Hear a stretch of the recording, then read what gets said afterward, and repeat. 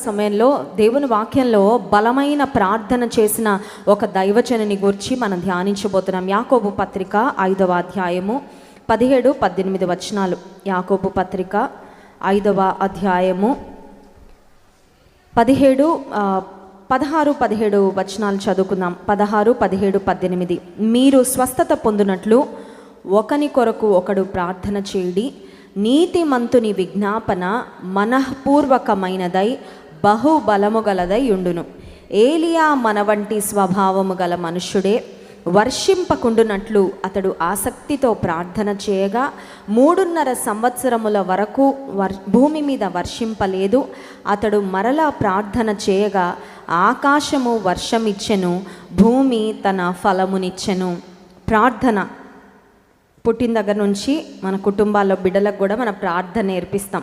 First తల్లి పిల్లలకు ప్రార్థన నాకు తెలిసి ఫుడ్ పెట్టేటప్పుడు నేర్పిస్తుందేమో కదా. సెర్లాక్ తినిపించడం మొదలుపెట్టిన దగ్గర నుంచి వాళ్ళకు వచ్చినా రాకపోయినా 2 మాటలైనా ఆ ఫుడ్ కోసం థ్యాంక్ యూ జీసస్ అనే చిన్న ప్రార్థనతో అయినా స్టార్ట్ అవుతుంది. ఇంకా ఆ తర్వాత మన జీవితంలో కొనసాగుతూ ఉండగా మన ప్రార్థనలు, కొన్ని ప్రార్థనలేమో అలవాటు ప్రార్థనలు అయిపోతాయి, మరికొన్ని ప్రార్థనలు అనాలోచిత ప్రార్థనలు అవుతాయి. కానీ ఇక్కడ మనం చదువుకున్న ఏలియా అనే దైవజనుడు అలవాటు ప్రార్థన చేయలేదు, అనాలోచితమైన ప్రార్థన చేయలేదు, ఆసక్తితో కూడిన ప్రార్థన చేశాడు. ఇంగ్లీష్ బైబిల్లో ఉంది ఫర్వెంట్ ప్రేయర్.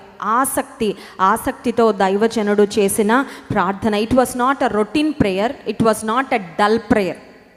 కొన్నిసార్లు మన ప్రార్థనలు ఎట్లా ఉంటాయంటే చేయాలి కాబట్టి, ఓకే ఇంట్లోంచి బయటకు వెళ్తున్నాను కదా, చిన్న ప్రార్థన చేసుకొని వెళ్ళాలి, మార్గంలో దేవుని కాపుదల ఉండాలని, ఎలాంటి ప్రమాదాలు జరగకూడదని, ఆ తర్వాత ఏ పని మీద వెళ్తున్నామో ఆ పని సఫలపరచబడాలని, ఇలాంటి ప్రార్థనలు రొటీన్గా మనం చేసే ప్రార్థనలు. కానీ దైవజనుడైన ఏలియా చేసిన ప్రార్థన చాలా శక్తివంతమైన, చాలా బలమైన ప్రార్థన. ఆయనకి దేవుడు ఏ విషయాన్ని బయలుపరిచాడో దాని గురించి ఆయన ప్రార్థన చేశాడు. మొదటి రాజుల గ్రంథము 17వ అధ్యాయంలో యాకోబు భక్తుడు ఏ విషయాన్ని గురించి ప్రస్తావించాడో ఆ విషయాన్ని స్పష్టంగా రాజుల గ్రంథంలో మనం చూడగలం. 1 Kings chapter 17, మొదటి రాజుల గ్రంథము 17వ అధ్యాయము 1వ వచనం నుండి చదువుకుందాం. అంతట గిలాదు కాపురస్తుల సంబంధియును తిష్బీయుడునైన ఏలియా ఆహాబునొద్దకు వచ్చి, ఎవని సన్నిధిని నేను నిలువబడి ఉన్నానో ఇశ్రాయేలు దేవుడైన ఆ యెహోవా జీవము తోడు, నా మాట ప్రకారము కాక ఈ సంవత్సరములలో మంచైనను వర్షమైనను పడదని ప్రకటించెను. He spoke a bad news. ఒక చెడ్డ వార్త, ఒక దుర్వార్త, కరువు రాబోతుంది అనే దుర్వార్త దైవజనుడు ఆహాబు అనే రాజుకు వెళ్ళి ప్రకటించాడు. దుర్వార్త చెప్పాలంటే మనకి ఇష్టం ఉండదండి. కొన్నిసార్లు ఫ్యామిలీ మెంబర్స్ ఎవరికైనా ఏదైనా ప్రమాదము, చాలా రిస్క్లో ఉందండి పరిస్థితి, వారు ఇంకా చెప్పలేము అంటే తర్జన పడుతూ ఉంటారు. అది ఫ్యామిలీ మెంబర్స్కి ఎవరు చెప్పాలి, వాళ్ళకి స్లోగా చెప్పాలి, వారు షాక్ అవ్వకూడదు, వారు దాన్ని తీసుకునే విధంగా అది ఎట్లా ప్రాసెస్ చేసి చెప్పాలని చాలా స్ట్రగుల్ అవుతూ ఉంటాం. కొన్నిసార్లు హాస్పిటల్లో డాక్టర్స్ కూడా ఐసీలో పేషెంట్స్ ఉంటే వారిని గురించి ఏదైనా బ్యాడ్ న్యూస్ చెప్పాలంటే వాళ్ళు చాలా జాగ్రత్తగా ఆ విషయాన్ని కన్వే చేస్తూ ఉంటారు. గుడ్ న్యూస్ మనం చెప్పడం చాలా ఈజీ. గుడ్ న్యూస్ చెప్పినందుకు మనకి స్వీట్లు ఇస్తారు కొంతమంది, గుడ్ న్యూస్ చెప్పినందుకు షేక్ హ్యాండ్ ఇస్తారు, థ్యాంక్ యూ అని చెప్తారు, చాలా సంతోషంగా స్వీకరిస్తారు. కానీ బ్యాడ్ న్యూస్ను, గుడ్ న్యూస్ను స్వీకరించినంత మంచిగా స్వీకరించరు. అందుకే నినివే అనే పట్టణం మీదకి దుర్గతి రాబోతుందని దేవుడు ప్రకటించమని యోనాకు చెప్పినప్పుడు యోనాకు ఆ బ్యాడ్ న్యూస్ నినివే పట్టణ ప్రజలకు ప్రకటించడం ఇష్టం లేక నినివేకు వెళ్ళడానికి బదులు తర్షీష్ అనే ప్రాంతానికి వెళ్ళే ఓడను ఎక్కి చాలా అవస్థలు పడ్డాడు, ఇబ్బందులు పడ్డాడు. అదంతా యోనా గ్రంథంలో, యోనా యొక్క జీవిత చరిత్రలో మనం గమనించగలం. కానీ ఇక్కడ దైవజనుడైన ఏలియా, he was a very powerful profit in the Bible. దేవునిని సేవించిన, దేవుని వెంబడించిన ప్రవక్తలు చాలామంది ఉన్నారు, కానీ ఈ దైవజనుడు చాలా శక్తి కలిగిన ప్రవక్తగా మనకు కనబడతాడండి. ఎందుకు శక్తి కలిగిన ప్రవక్త అంటే దైవజనుడు చేసిన ప్రార్థన ఆకాశం నుండి అగ్నిని దింపింది. He brought fire down from heaven. ఆకాశం నుండి అగ్నిని దింపిన ప్రవక్త, దేవుని కొరకు రోషం కలిగి బ్రతికిన ప్రవక్త, బయలు దేవతను అనేక మంది ఆరాధిస్తున్న ఆ దినాలలో ఆహాబు రాజు, ఇశ్రాయేలు రాజు అయిన ఆహాబు, యెజెబెలులు కూడా మరి బయలు ప్రవక్తలనే సపోర్ట్ చేస్తున్న భయంకరమైన పరిస్థితుల్లో ఒక మాటలో చెప్పాలంటే అంటే ఒక్క వైపున దేవుని పక్షంగా తన ప్రాణాన్నైనా మరి వదులుకోవడానికి, రిస్క్ చేసుకోవడానికి ఇష్టపడి దేవుని పక్షంగా నిలబడిన రోషం కలిగిన ప్రవక్తగా ఏలియా కనబడుతున్నాడు. ఇప్పుడు దేవుడు ఏలియాకు చెప్పిన మాట ఏంటంటే, నువ్వు అహాబు రాజు దగ్గరికి వెళ్ళి ఈ రాజ్యం మీదకి 3.5 సంవత్సరాలు కరువు కలగబోతుందని వెళ్ళి ప్రకటించు అని అనగానే దైవజనుడు ధైర్యం చేశాడు. దేవుడిచ్చిన మాటను వెళ్ళి ప్రకటించాడు. కానీ దేవుని వాక్యంలో యాకోబు పత్రికలో మనం చూసినట్లయితే వర్షింపకుండునట్లు అతను ప్రార్థన చేశాడు అని ఉంది. చూశారు కదండి. మనం కూడా వర్షాల కోసం ప్రార్థన చేస్తాం. ఎప్పుడు సీజన్ వచ్చింది, వర్షాకాలం, వర్షాలు పడట్లేదు, ఎండ వేడిం చాలా ఎక్కువ ఉంది, భరించలేకపోతున్నాం, చెమట్లు ఇవన్నీ ఉంటే అప్పుడు మనం ఏమడుగుతామంటే, దేవా కొంచెం వర్షము పంపించయ్యా, కొంచెం వాతావరణాన్ని చల్లబరచయ్యా. మనకంటే ఎక్కువగా రైతులు ఎదురు చూస్తారు వర్షం కొరకు. ఎందుకంటే వారికి అవసరం, వారి పంటలు పండాలంటే ఖచ్చితంగా వారికి వర్షము అవసరం. అయితే మనం కొన్నిసార్లు వర్షం పడకూడదని ప్రార్థన చేస్తాం. ఎప్పుడు చేస్తాం? మన పెళ్లి రోజు కదా. మన పెళ్ళి అనుకోండి, బాగా హడావిడిగా అన్నీ ప్రిపరేషన్స్ అయిపోతాయి, పెళ్లి కార్డులు అయిపోతాయి. వెదర్ ఫోర్కాస్ట్లో నెక్స్ట్ 4 రోజులు వర్షం పడుతుంది అని చెప్పగానే స్టార్ట్ చేస్తాం ప్రార్థన. దేనికోసం?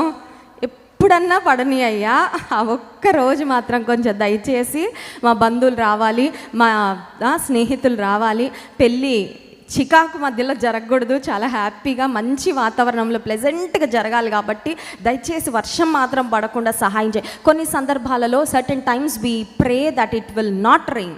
కానీ ఇక్కడ ఒక రోజు కోసమో, ఒక వారం కోసమో దైవజనుడు చేస్తున్న ప్రకటన, చేస్తున్న ప్రార్థన కాదు. 3.5 సంవత్సరాలు వర్షింపదు అంటే అర్థం ఏంటంటే, 3.5 ఒక సంవత్సరం వర్షం పడకపోతేనే కరువు స్టార్ట్ అయిపోద్ది. 3.5 సంవత్సరాలు వర్షం పడలేదంటే it's going to be a severe famine and drought. ఆ ప్రాంతంలో గొప్ప కరువు రాబోతుంది.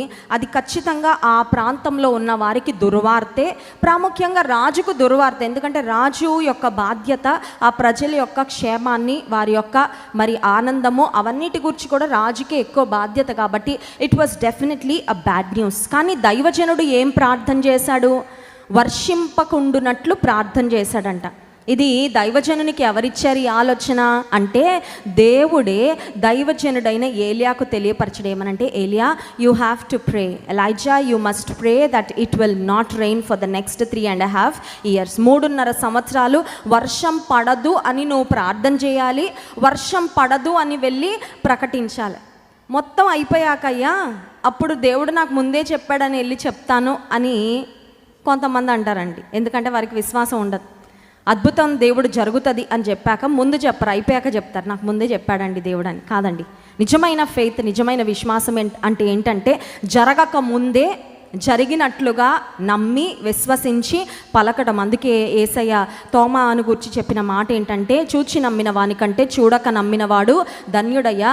నువ్వు నా గాయాలలో, నా చేతి వూండ్స్లో, లేదంటే ఆ స్కార్స్లో నువ్వు వేలు పెట్టి చూస్తేనే కానీ నువ్వు నమ్మనన్నావు కదా, నీకన్నా చూడకుండా నమ్మిన వారు ధన్యులని యేసయ్య తోమాతో చెప్పినట్లుగా నూతన నిబంధన గ్రంథంలో మనం గమనించగలం. సరే, ఇక్కడ దైవజనుడైన ఏలియా he's praying a very very specific prayer.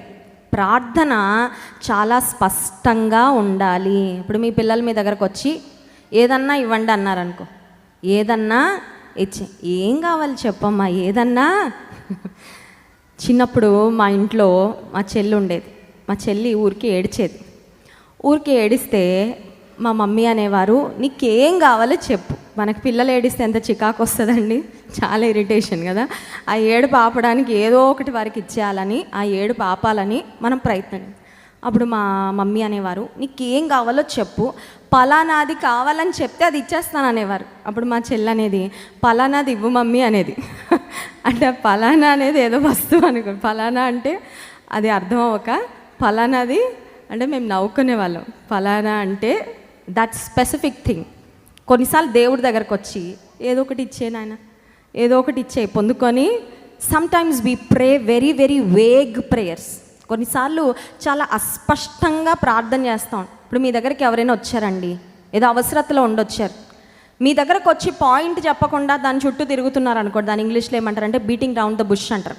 డైరెక్ట్గా మాట్లాడకుండా ఇండైరెక్ట్గా కొంతమంది ఉంటారు తెలివి పరులు, వాళ్ళు మనతోనే అని చెప్పించాలని వాళ్ళు మాత్రం చెప్పరు.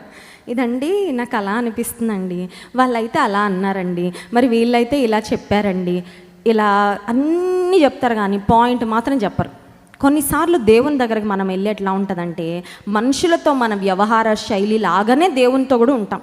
We do not say things that we want in specific. స్పష్టంగా నాకు ఇది కావాలి, నాకు ఇది దయచేయి, ఇలాంటి కార్యం చేయి అని అడగడానికి బదులుగా ఏదో ఒకటి ఇచ్చేయి నాయన, ఏదో ఒకటి చేసేయి నాయన, ఏదో ఒకటి చూసేయి నాయన, ఏదో ఒకటి పంపే నాయన అన్నట్లు ఉంటుందండి మన ప్రార్థన. ముందు మనం స్పెసిఫిక్ ప్రేయర్ చేయాలంటే మనకి ఏం కావాలో ముందు మనకు ఒక స్పష్టత ఉండాలి. అర్థమైందండి? మన జీవితాన్ని గురించి మన క్లారిటీ లేకుండా నువ్వు క్లియర్గా అడగలేవు, నువ్వు క్లియర్గా పొందుకోలేవు. So it is very important to understand your need and to be very specific when you pray. ప్రార్థన చేసినప్పుడు స్పష్టంగా ప్రార్థించటము ఇట్ ఈస్ అ కీ. నీ జీవితంలో జవాబులు పొందాలంటే, జయం పొందాలంటే స్పష్టంగా ప్రార్థన చేయడం ఖచ్చితంగా ఒక తాళపు చెవి. ఇప్పుడు దైవజనుడు he's asking for a certain thing in a certain way for a certain time. దైవజనుడు ఎంత స్పష్టంగా దేవుని సన్నిధిలో ప్రార్థన చేస్తున్నాడంటే 3.5 సంవత్సరాలు అంట, టైం కూడా 3.5 సంవత్సరాలు స్పెసిఫిక్గా అడుగుతున్నాడు. వర్షమైనా మంచైనా, చూసారండి, వర్షము మంచు ఈ రెండు 3.5 సంవత్సరాలు కురవకూడదని దైవజనుడు చాలా స్పష్టంగా ప్రార్థన చేశాడు. ఇది దైవజనుడైన ఏలియాకు వచ్చిన కోపంలో నుండో రోషంలో నుండి వస్తున్న ప్రార్థన కాదండి. అర్థమవుతుందా? కొన్నిసార్లు కుటుంబీకులు ఎవరైనా మాట వినకుండా దేవునికి దూరంగా బ్రతుకుతా ఉంటే ఫ్యామిలీ మెంబర్స్ మరి ఎవరైనా చేస్తారేమో ఇలాంటి ప్రే, వాడిని దెబ్బ కొట్టైనా సరే నీ దగ్గర తెచ్చేసుకో ప్రభా అని. మా వాడు దేవా నీ మాట వినట్లేదు, తాగుబోతుగా తిరుగుబోతూ ఉన్నాడు, పాడైపోతున్నాడు, ఎంత చెప్పినా వినట్లేదు, కొంచెం బుద్ధి చెప్పైనా దెబ్బ కొట్టైనా నీ దారిలోకి తెచ్చేయవాడు అలా తప్పిపోవడం నాకు ఇష్టం లేదు అని కొన్నిసార్లు మన ఫ్రస్ట్రేషన్లో, లేకపోతే we feel that's the only solution, ఇంక ఇదే పరిష్కారం, వాడికి బుద్ధి రావాలంటే వాడు గడ్డైనా తినాలి, వాడు పొట్టైనా తినాలి, పందులు పొట్టైనా, ఆ చిన్న కుమారుడు లాగా అని కొన్నిసార్లు మనం ప్రార్థన చేస్తామేమో. కానీ ఇక్కడ దైవజనుడైన ఏలియా 3.5 సంవత్సరాలు వర్షమైనా మంచైనా కురవకూడదని తన మనసులో వచ్చిన ఫ్రస్ట్రేషన్లో నుండో, లేదంటే ఆహాబుకు యెజబెలుకు దేవుని ప్రజలు ఎవరైతే మరి విగ్రహారాధన వైపుకు వెళ్ళిపోతున్నారో వారికి దేవుడు బుద్ధి చెప్పాలని ఆయన మనసులోకి వచ్చిన ప్రార్థన అయితే అది కాదు. ఇదేంటంటే దేవుడు దైవజనునికి మనస్సులో పెట్టిన ప్రార్థన. యోహాను సువార్త 14వ అధ్యాయంలో యేసుక్రీస్తు ప్రభువారు ఒక మాట చెప్పారు చూడండి, నా యందు మీరును మీ యందును నా మాటలను నిలిచి ఉన్న ఎడల మీకే 15వ అధ్యాయం యోహాను సువార్త 15వ అధ్యాయంలో 11వ వచనము, నా యందు మీరును మీ యందు నా మాటలను, 7వ వచనం, నా యందు మీరును మీ యందు నా మాటలను నిలిచి ఉండిన ఎడల మీకేది ఇష్టమో అడుగుడి అది మీకు అనుగ్రహింప. ఆయనలో మనలో ఆయన మాటలు అంటే అర్థం ఏంటంటే మనము దేవుడు ఒక విడిపోని బంధంగా, when you have that closest relationship with God, దేవునితో అత్యంత సన్నిహితమైన సంబంధం దేవునితో కలిగి ఉంటే ఆయన మనసులో ఏముంటుందో మనకు తెలుస్తుంది. ఆయన మనం ఏం ప్రార్థన చేయాలనుకుంటున్నారో మనం తెలుసుకొని దాని ప్రకారం ప్రార్థన చేస్తే దేవుడు నో అంటారా? అనరు. ఎందుకంటే మనం దేవుని మనసుని ఎరిగి ప్రార్థన చేస్తున్నాం కదా. ఇప్పుడు దేవుని మనసుని ఎరగాలంటే సంవత్సరానికి ఒకసారి దేవునికి కనబడి నీ మనసు ఏంటో నాకు చెప్పయ్యా అంటే చెప్తారా? చెప్పాలి. మనకు చాలా క్లోజ్గా ఉంటారండి కొంతమంది, వాళ్ళు ఇంకా వాళ్ళతో మనది విడదీయరాని బంధం, విడిపోని బంధం. అలాంటి వాళ్ళు మనకి హృదయం లోపల ఏమన్నా చెప్పేసుకుంటూ ఉంటారు. కానీ ఎప్పుడో ఒకసారి 6 నెలలకి సంవత్సరానికి ఒకసారి కలిసే వాళ్ళు పై మాటలే మాట్లాడతారు, పై పలంకరింపులే పలకరిస్తారు తప్ప వాళ్ళ లోతులో వాళ్ళకి ఏమవుతుంది, వాళ్ళ స్ట్రగుల్స్ ఏంటి, వాళ్ళ జాయ్స్ ఏంటి అవన్నీ పంచుకుంటారండి? పంచుకోరు. ఇప్పుడు దేవునితో కూడా అంతే. ఎంత సన్నిహితంగా మనం దేవునితో ఉంటామో అంతగా దేవుని మనసు మనకు అర్థమవుతుంది. నా పట్ల దేవుని మనసులో ఏముంది, what has God has in store for me. నా కోసం నేను అనుకున్నది అడగడం కాదు, నా గురించి ఇంకెవరో కోరుకున్నది నేను అడగడం కాదు, నా గురించి నా తండ్రి ఏమి ఆశిస్తున్నాడు, ఏం కోరుకుంటున్నాడు అది నేను తెలుసుకోవాలంటే నేను ఆయనలో ఉండాలి, దేవుని మాటలు నాలో అంటే ఒక మాటలో చెప్పాలంటే ఒక విడదీయరాని బంధం. సో నిజమైన ప్రార్థన, ఆసక్తికరమైన ప్రార్థన, శక్తివంతమైన ప్రార్థన, దేవుని నుండి జవాబులు తెచ్చే ప్రార్థనకు కీ ఏంటి, ఫౌండేషన్ ఏంటి, పునాది ఏంటంటే ఆయనలో మనం ఉండడం, దేవుని మాటలు మనలో ఉండడము. ఇంకొక మాటలో చెప్పాలంటే prayer is a relational communication with God. దేవునితో ఒక అనుబంధంతో కూడిన సంభాషణ అంట. ఒకసారి మళ్ళీ చెప్తాను. ప్రార్థన అంటే దేవునితో మనము కలిగి ఉండే రిలేషనల్ కమ్యూనికేషన్. చూడండి, మన ఇంటి ముందుకి మనకి గ్యాస్ సిలిండర్ అయిపోతే వేసి ఆయన వస్తాడు, ఆయన మాట్లాడతాడు, మనం మాట్లాడతాం. ఆయన ఏమంటాడు, వచ్చి గేటు దగ్గరికి సిలిండర్ వచ్చిందమ్మా అంటాడు. మనం ఏమంటాం, ఎంతయ్యా అంటాం. అప్పుడు ఆయన ఇంతమ్మా అంటాడు, ఆ డబ్బులు తీసుకెళ్ళి ఇస్తాడు. ఇదిగో అమ్మ రిసీట్ అంటాడు. సిలిండర్ ఇక్కడ పెట్టయ్యా అంటాం, పెడతాడు, వెళ్తాడు పని అయిపోయాక. అక్కడ కూడా సంభాషణ ఉంది, కానీ అది అనుబంధంతో కూడిన సంభాషణ. We communicate with so many people, but not every communication is a relational communication. అర్థమవుతుందండి? చాలామందితో మన సంభాషణ చేస్తాం, కానీ ప్రతి సంభాషణకి అనుబంధం ఉండక్కర్లేదు. అవునా కాదా? ఇప్పుడు స్కూల్లో లేదంటే కాలేజ్లో మన ఇరుగు పొరుగు వారితో జస్ట్ మాట్లాడతాం, పలకరిస్తాం. ఒక పని ఉంటే ఒక షాప్కి వెళ్ళాము, కొట్టుకు వెళ్ళాము, షాప్లో ఇది ఇవ్వయా అది ఇవ్వయా అని అంటాం. ఆయనతో మనకి ఏ అనుబంధం ఉండక్కర్లా, మన దగ్గర డబ్బులు ఉంటే చాలు, ఆయన దగ్గర వస్తువు ఉంటే చాలు, పని అవుతుంది. అంతే కదండి? ఆయనతో మనకు ఒక రిలేషన్షిప్ ఉండి, ఒక మంచి ర్యాపో ఉండి, ఒక మంచి అవగాహన ఆయనకు మన మీద ఉంటేనే మనం అడిగిన వస్తువు ఇస్తాడంటే కాదు. డబ్బులు ఇస్తే చాలు, దానికి ఎంత రేటు ఉంటే అంత రేట్ ఇస్తే ఆయన ఇచ్చేస్తాడు, పని అయిపోతుంది. కానీ చాలామందికి దేవునితో ఉండే అనుబంధం ఎలా ఉంటుందంటే ఒక షాప్ కీపర్ అనుబంధం లాగా ఉంటుంది. అంటే వెళ్ళి అడగడము, పొందుకోవడం, వచ్చేయడం, అంతే. ఇంకా మళ్ళీ కనెక్షన్ ఏమీ ఉండదు. కానీ నిజమైన ప్రార్థన, శక్తివంతమైన ప్రార్థన, ఆసక్తికరమైన ప్రార్థన నీవు నేను ఏలియా వలె చేయాలంటే మన ప్రార్థన ఎలా ఉండాలండి? అనుబంధముతో కూడిన ప్రార్థనగా ఉండాలి. ఆ అనుబంధం ఎలా ఉండాలంటే విడదీయలేని అనుబంధంగా ఉండాలి. ఏలియా దేవునితో ఎంత సన్నిహితంగా ఉన్నాడంటే దేవుని చిత్తము ఆ సమయంలో ఇశ్రాయేలు రాజ్యము పట్ల ఏమై ఉన్నదో అది తెలుసుకొని తను స్పష్టంగా ప్రార్థన చేయగలిగాడు. నీవు నేను కూడా కొన్నిసార్లు ప్రార్థన చేస్తాం, పొందుకుంటాం, కొన్నిసార్లు ప్రార్థన చేస్తాం, పొందుకోం. కొన్నిసార్లు మనకి ఒక డౌట్ వస్తూ ఉంటుంది, అసలు నేను అడుగుతున్నది కరెక్టేనా? డౌట్ వస్తుందా, రావట్లేదా? ఎప్పుడైనా రావాలి, డౌట్ రావాలి. ఎందుకంటే డౌట్ రాకుండా మైండ్లోకి ఏమొస్తే అది అడిగేస్తున్నామంటే ఒక గుడ్డి ఎద్దంట చేన్లో వెళ్తుందంట, అట్లా ఉంటుంది పరిస్థితి. ఏంటండి? బ్లైండ్గా ఏదో చేసేయడం అట్లా కాదండి. దేవునితో మన రిలేషన్షిప్, మన అనుబంధము, దేవుని సన్నిధిలో మనం చేసే ప్రార్థన, దేవునితో మనం చేసే సంభాషణ, ఇవన్నీ కూడా చాలా ఇంటెన్షనల్గా, చాలా జాగ్రత్తగా, చాలా మరి ఒక్కొక్క అడుగు కూడా ఎంతో ఆలోచన పూర్వకంగా, ఆత్మీయంగా అది ముందుకు సాగాలి. కానీ అలవాటుగానో లేకపోతే ఏదో ముందుకు వెళ్ళిపోవడం కాదు. ఏలియా దేవుని చిత్తాన్ని తెలుసుకున్నాడు. ఇప్పుడు దేవుని చిత్తము తెలుసుకొని ప్రార్థన చేస్తూ ఉంటే, ఈ విషయాన్ని తెలియచేసిన తర్వాత హీ హ్యాస్ ప్రేడ్, ప్రార్థన చేశాడు. ఇప్పుడు కరువు అంటే కేవలం రాజ్యంలో వారికే కాదు, ఆ కరువు యొక్క ఎఫెక్ట్ ఖచ్చితంగా దైవజనుని మీద కూడా పడుతుంది. ఇప్పుడు దైవజనుడు వర్షము 3.5 సంవత్సరాలు కురవదంటే, దేవా మరి నీ ప్రవక్త అయిన నా సంగతి ఏంటి, నా పోషణ సంగతి ఏంటి? రాజు దగ్గర అంటే నిల్వలు ఉంటాయి, ఫ్యామిలీ అంటే వాళ్ళు ఏదో ఒక బస్తా గింజలో, విత్తనాలో, పిండో ఏదో ఒకటి వాళ్ళు పెట్టుకుంటారు. నేను నీ మీద ఆధారపడుతున్నా కదా, ఇప్పుడు 3.5 సంవత్సరాలు వర్షింపకూడదని నన్ను ప్రకటించమంటున్నావు, నన్ను ప్రార్థన చేయమంటున్నావు, నా సంగతి ఏంటని ఆలోచన చేయాల. దైవజనుడు ఒకటే అనుకున్నాడు, దేవుడు ఏం చేయమంటే అది చేయడం నా పని, నా గూర్చి ఆలోచించడము, నా పోషణ, నా సంరక్షణ, నా భద్రత, అదంతా నా దేవుని బాధ్యత. ఇప్పుడు దేవుడు ఏలియాకు చెప్పిన మాట ఏంటంటే, నువ్వు వెళ్ళి కెరీతు వాగు దగ్గర ఉండు, ఆ కెరీతు వాగులోని నీళ్లు త్రాగు. ప్రతి దినము ఉదయము సాయంత్రము ఏం పంపిస్తారంట? కాకులు వచ్చి, కాకోలములు ఉదయమందు రొట్టెను మాంసమును అస్తమయమందు. 2 meals a day. ఎన్ని మీల్స్ అండి? రోజుకి. ఇది బిబ్లికల్ వే ఆఫ్ ఈటింగ్.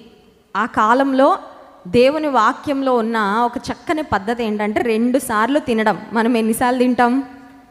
ఎన్నో సార్లు అటు ఫ్రిడ్జ్ దగ్గరికి వెళ్ళినప్పుడల్లా ఏదో ఒకటి లోపల నుంచి రావాలా, కడుపులో పడాలా. డైనింగ్ టేబుల్ దగ్గరికి వెళ్ళొచ్చినప్పుడల్లా కొంతమంది ఉంటారండి, వండుతూ ఉంటారు చికెన్, 1/2 kg వెళ్ళిపోద్ది. ఉప్పు సరిపోయిందా, కారం సరిపోయిందా, మసాలా సరిపోయిందా, అదేంటి ముక్క ఉడికిందా, అన్ని టెస్టింగ్లో సగము. అలా రకరకాలుగా మనం రకరకాల కారణాలతో నెపాలతో ఎంతో తింటాం. ఎక్కువ తినడం వల్ల అనారోగ్యాలు వస్తూ ఉన్నాయి. కానీ దైవజన్ని దేవుడు రోజుకి ఎన్నిసార్లు పోషించాడండి? 2 సార్లు చాలంట, తెలుసా అండి? ఇప్పుడు డాక్టర్స్ ఏం చెప్తున్నారంటే ఓమాడ్ అంటున్నారు, 1 meal a day. రోజుకి ఒక్కసారి తింటే చాలంట, చాలా కాలం బతుకుతారంట. టిప్ అయితే చెప్పారు కానీ చేయడం చాలా కొంతమంది అంటున్నారు బాబోయ్ నా వల్ల కాదండి అని. సరే మీకు ఎలా వీలైతే అలా చేయండి. కానీ దేవుడు దైవజనునికి రోజుకి ఎన్నిసార్లు అండి? 2 times, 2 సార్లు దేవుడు ఆహారాన్ని పంపించి, ఆ తర్వాత బ్రూక్లో ఆ కెరీత్ అనే వాగులో నీరు ఎండిపోయాయంట. 7వ వచనం, కొంతకాలమైన తర్వాత ఆ దేశంలో వర్షము లేక ఆ నీరు ఎండిపోయాను. నీరు ఎండిపోతే దేవుడు అన్నాడు, సారెపత్తు అని ఒక ఊరికి వెళ్ళు, అక్కడ ఒక విధవరాల్ని నీ కొరకు నేను ప్రిపేర్ చేసి పెట్టా, she's going to feed you. అంటే దేవుని యొక్క ప్రణాళికలు ఎంత గొప్పవో ఆలోచించండి. దేవా నీ మాట చొప్పున నేను ప్రార్థన చేసి ప్రకటించాను 3.5 సంవత్సరాల కరువని, మరి నా సంగతి ఏంటి అని ఆలోచించుకోకుండా విశ్వాసంతో దేవుని చిత్తాన్ని ప్రకటించి దేవుని చిత్తాన్ని ప్రార్థించిన దైవజనుని పోషణ దేవుడు చూసుకున్నాడు. స్తోత్రం చెప్దాం, హల్లెలూయా.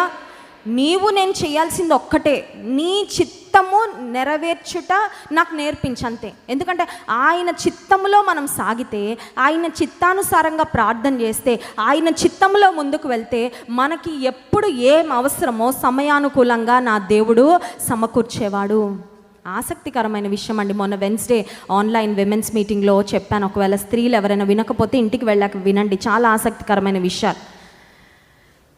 సారెపత్తు అనే ఊరికే ఎందుకు వెళ్ళమన్నాడు?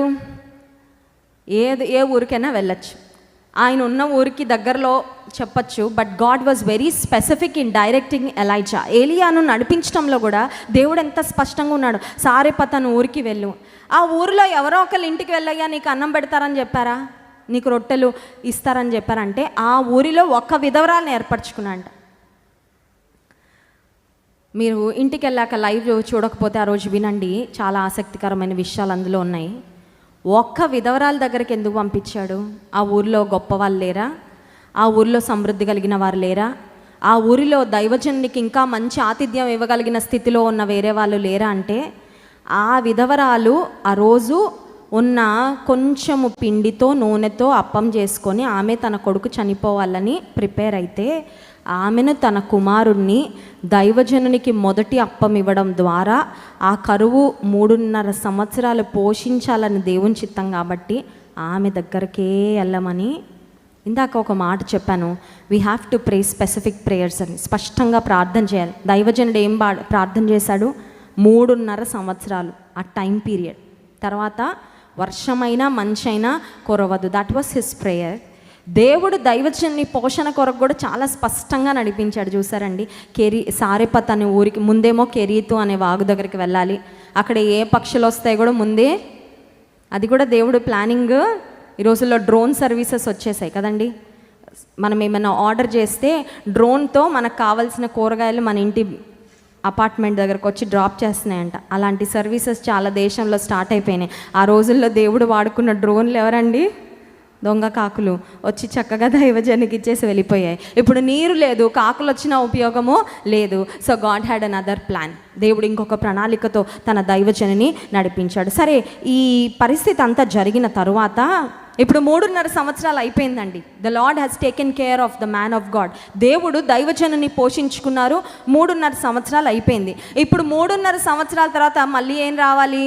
వర్షము రావాలి. ఎందుకంటే దేవుని మాట ఏంటి? 3.5 సంవత్సరాలు వర్షమైనా మంచైనా కురవదు. ఇప్పుడు వర్షం రావాలంటే మళ్ళీ ఎవరు ప్రార్థన చేయాలి? ఒక విషయం అర్థం చేసుకోవాలి. Prayer is the lock, prayer is the key. ఏంటండి? Prayer is the lock. ప్రార్థన ద్వారా నువ్వు బంధించగలవు, ప్రార్థన ద్వారా నువ్వు విడిపించగలవు. అపవాది శక్తులు చేసే కార్యాలు ప్రార్థన ద్వారా నువ్వు లాకేస్తావు, బంధించేస్తావు. నీకు విరోధంగా లేస్తున్న ప్రతి నోటిని నువ్వు బంధిస్తావు. నీకు విరోధంగా రూపించబడుతున్న ప్రతి ఆయుధాన్ని వాక్యము ద్వారా, ప్రార్థన ద్వారా బంధిస్తావు. నీ మీదకి చెలరేగుతున్న దుష్ట శక్తులను, నిన్ను పడద్రోయాలని ప్రయత్నిస్తున్న అపవాది కార్యాలను ప్రార్థనలు ఏం చేస్తావు అంటే బంధిస్తావు. కానీ నువ్వు విడిపించాల్సినవి కూడా కొన్ని ఉన్నాయి, నువ్వు పొందుకోవాల్సిన కొన్ని పొందుకోలేకపోతున్నావు. అవన్నీ నువ్వు పొందుకోవాలంటే again the key is prayer. ప్రార్థనే లాక్, ప్రార్థనే తాళము, ప్రార్థనే తాళపు చెవి. అర్థమవుతుందా? For certain things it's the lock, for certain things it's the key. ప్రార్థన ఎంత ఎఫెక్టివో మీరు ఆలోచన చేయండి. ఎంత శక్తివంతమైందో, దేవుడు మనకిచ్చిన ఎంత శక్తివంతమైన ఆయుధమో ఒకసారి ఆలోచన చేయండి. ఇప్పుడు 3.5 సంవత్సరాలు అయిపోయింది, దైవజనుడు చెప్పేశాడు.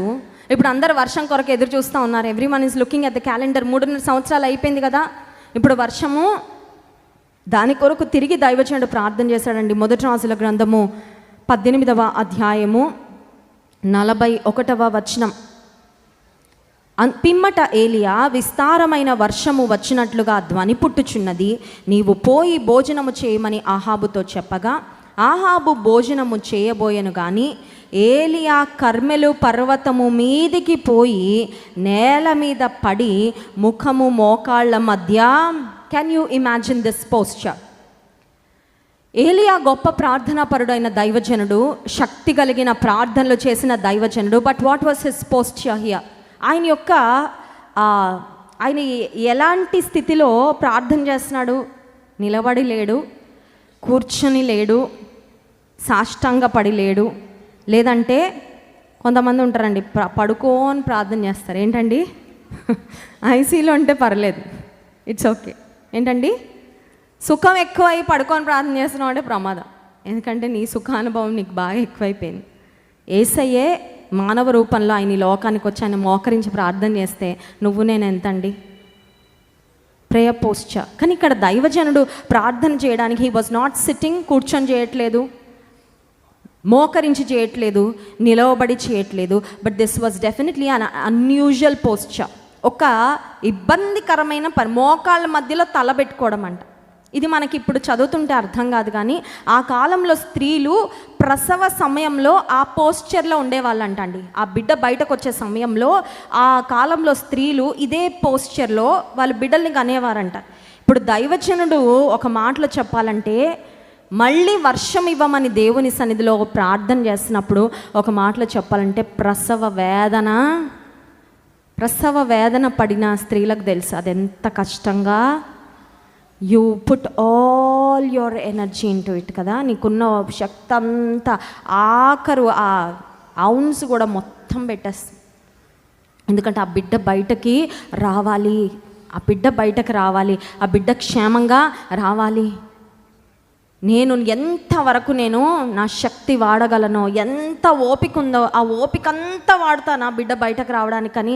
ఒక తల్లి ప్రసవ వేదన ఎట్లా పడుతుందో, ఏలియా కూడా ప్రసవ వేదన పడుతూ చేస్తున్న శక్తి కలిగిన ప్రార్థన. It was not an easy prayer, it was not a comfortable prayer. ఇప్పుడు వర్షం పడాలి అని ప్రార్థన చేస్తా, పనివాడు ఉంటే తన దగ్గర ఉన్న సేవకుని దైవజనుడు అంటున్నాడు, వెళ్ళొకసారి ఆకాశం వైపు చూడు, ఏమన్నా మబ్బులు వచ్చాయా అని. మనం కూడా అంతే కదా, ప్రార్థన చేసినప్పుడు ప్రార్థన చేస్తాం, ఒకసారి వెళ్ళి చూడండి ఏమన్నా జరిగిందా, ఒకసారి వెళ్ళి చెక్ చేయండి అంటాం కదండి. మనం కూడా దైవజనుడు తన పనివాడిని పంపించాడు. చూడండి 43వ వచనం. తరువాత అతడు తన దాసుని పిలిచి, నీవు పైకి పోయి సముద్రపు వైపు చూడు మనగా. వాడు మెక్కర ఎక్కి పారజూచి ఏమీ కనబడలేదనగా అతడు ఇంకా 7 మార్లు పోయి చూడుమని. 7 మార్లు, 7 అనేది సంపూర్ణతకు. మేఘాలు కనబడేదాకా నేను ప్రార్థన చేస్తూ ఉంటా, నువ్వు చెక్ చేస్తూ ఉండేళ్ళి. I do not give up on God, you do not give up on checking. నువ్వు వెళ్ళి చూస్తూనే ఉండు.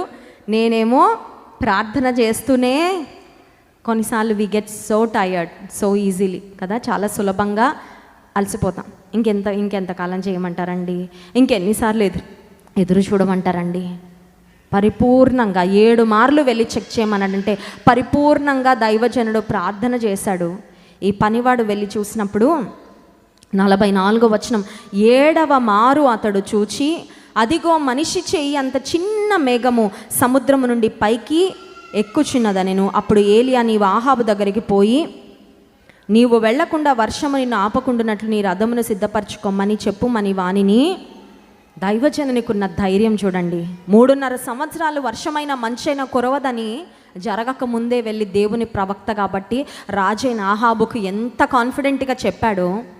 ప్రార్థించిన తర్వాత, ప్రసవ వేదన పొందినంతగా ప్రార్థించిన తర్వాత దైవజనుడు చెప్పిన మాట ఏంటంటే, పనివానికి ఆహాబు రాజుకు చెప్పు, వర్షం పడబోతుంది, ఆయన రథంలో ఆయన ఎక్కడికి వెళ్ళాలో అక్కడికి వెళ్ళిపోమని చెప్పంటే ఆహాబు రథం ఎక్కి యెజ్రెయేలుకు వెళ్ళాడంట.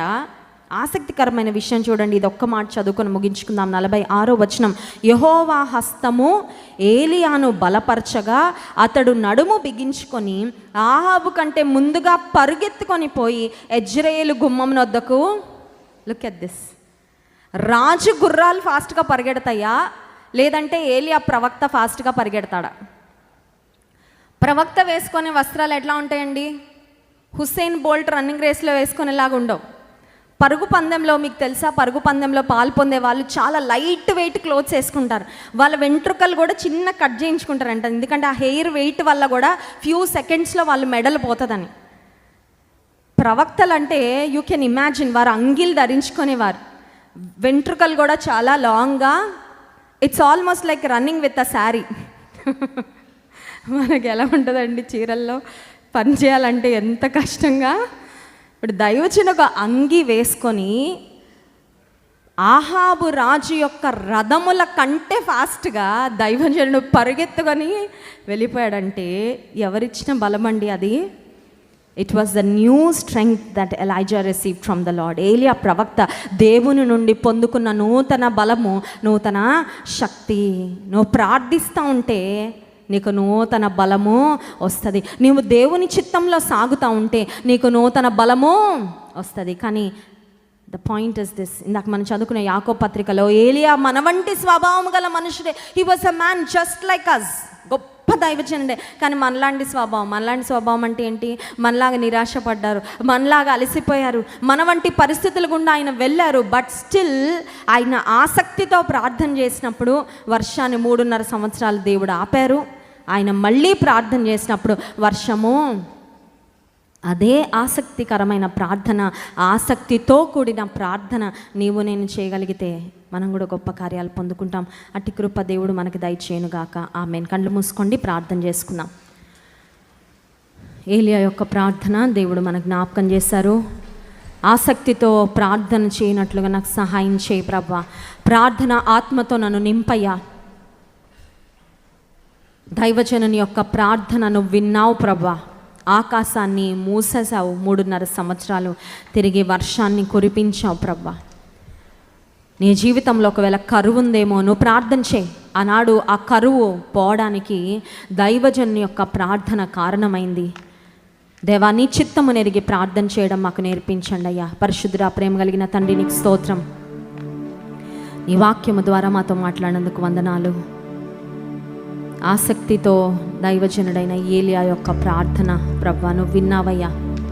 ఆయన మాటకు నువ్వు ఆమేన్ అన్నావు ప్రభువా, నీకు స్తోత్రం.